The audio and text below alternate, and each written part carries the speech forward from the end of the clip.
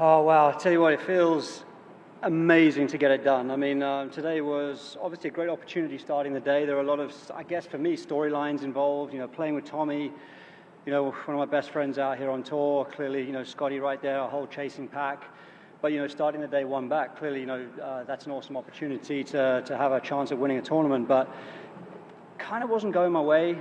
Front nine was slow for both me and Tommy, so I feel like there were loads of guys, well, there were four of us in the mix heading into the back nine, and I stalled a little bit, but then, the last 5 holes I played some of my best golf, and I kind of felt like I pulled it together when I really had to, and then even in the playoff I continued to hit great shots, and that just makes it, I guess, so much fun as a competitor to really, really, really, when you have to hit the shots to find them, and I'll take a lot of pride in that today.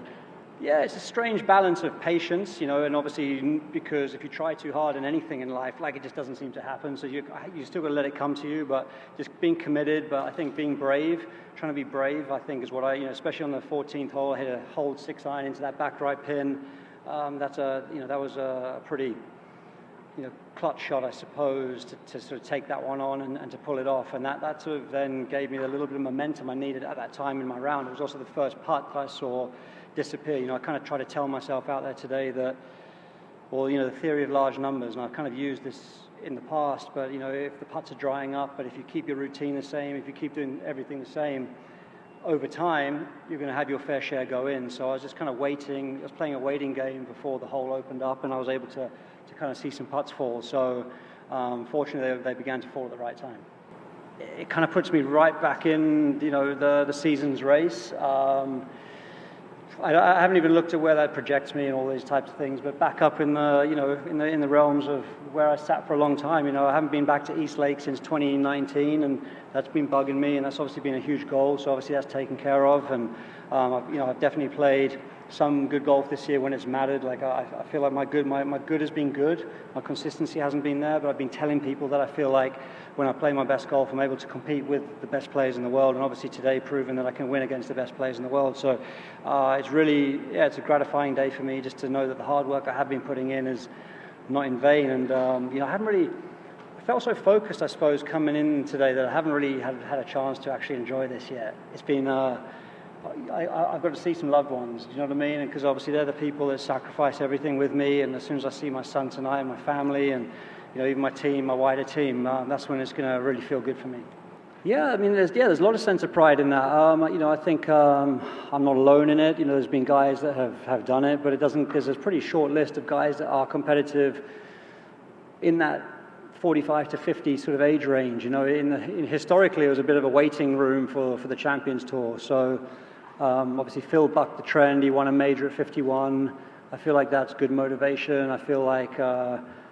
I still feel like there is that golden summer of my career available to me. That's what I've been pushing for. Moments like getting close at Troon, and then obviously getting close to Augusta. They're signals that it's possible. This is another really, really, really important signal that I'm on the right track with my game, and actually maybe even getting a little bit better at the moment. I mean, will I ever be the best player that I was when I was, maybe 2018 number one in the world? I don't know, but I don't have to be, I don't think, as long as I can find it, at the key times. And I've been able to do that.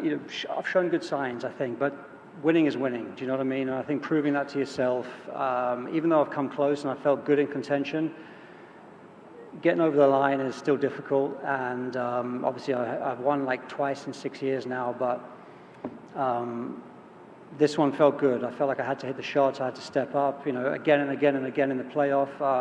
I felt ready for it. I felt calm. I felt collected. And I think that's when you learn most about yourself. So I'm excited about where I'm at 45. And I feel like there's a good bit of runway ahead.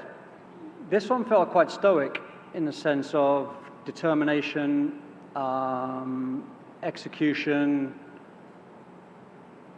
There were kind of a few different agendas. Playing with Tommy, playing in great spirits in that group, and then kind of turning into the playoff, and then being that dynamic as there always is with USA, Europe, obviously Ryder Cup around the corner.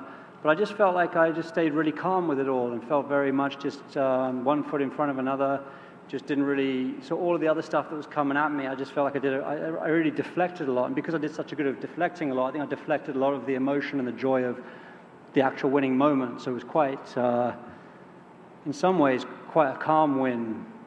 Even though I think when I look back at it, it was pretty it was fireworks. There were some great shots and birdies and putts and a lot to look back on. And I'm going to enjoy watching this one back, if I'm honest. But in the moment, I was pretty flatlined.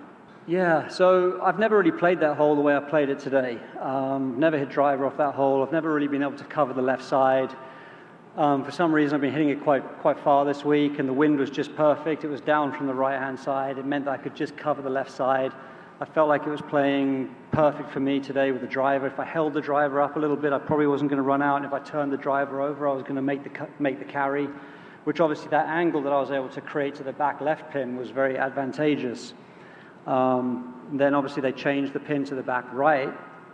That sort of advantage was negated a little bit, but funnily enough, when they changed the pin was when I won, the first time around on that pin placement. But the pin placement for the third time round in the playoff was sort of similar to day 1 or day 2, I can't quite remember, but I had a putt in that back section of green that I underread, and I actually walked over to exactly where, because you could see the old cup mark.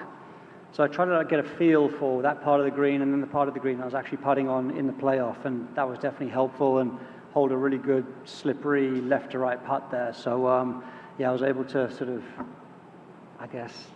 changing it, played into my hands eventually. But JJ's obviously such a great player. You're never waiting for him to make a mistake. He's so solid off the tee, but he obviously had to fit a 3-wood into probably the tighter bit of fairway, so probably a harder tee shot for JJ, especially being a left to right player. But I'm glad it worked out in the end.